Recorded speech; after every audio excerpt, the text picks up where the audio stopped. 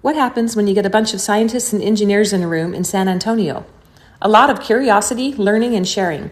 I attended a symposium in San Antonio last week for TAMIST, or maybe it's TAMIST, the Texas Academy of Medicine, Engineering, Science, and Technology.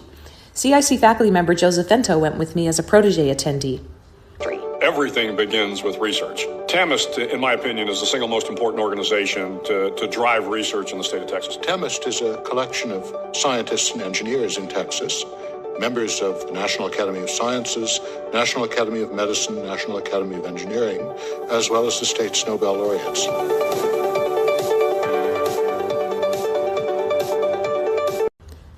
I met some legends from UT Southwestern, including Russell DeBose Boyd and Helen Hobbs, who's the director of the McDermott Center for Human Growth and Development. I sat next to a Nobel Prize laureate from 1988, Johann Diessenhofer, whom you may recognize from his portrait in the hallway. The talk topics ranged from energy to genetics to public health, and although there was deep expertise in the audience, nobody in that room had the breadth of understanding represented by the entire group. Distilling the messages for a broad audience was key. So in today's video, I'm going to share two highlights from the talks with a focus on successful communication. The first lesson is to describe the change you're making clearly and succinctly.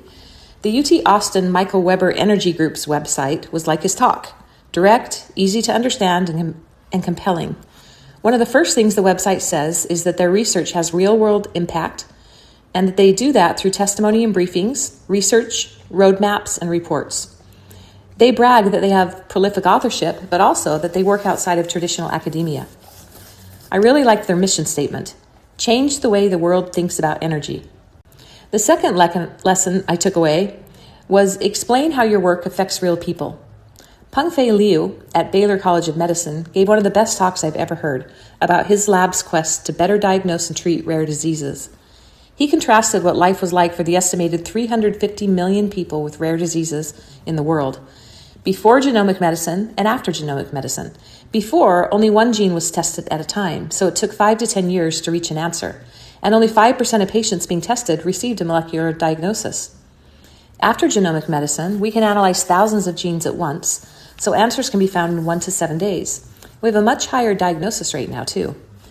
Why does this matter? Because behind every genome is a family, behind every diagnosis is a journey. Their work turns knowledge into hope.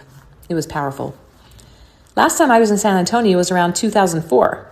Like then, I had lunch with one of my dad's best friends who told me stories of me and my sister as toddlers sleeping while they played poker with my parents. Shai was looking especially cute, handing me her paw while I said hi. And I wanted you to meet my sister's dogs. Ochre and Indigo are brothers who are inseparable and cute as they would say in Australia.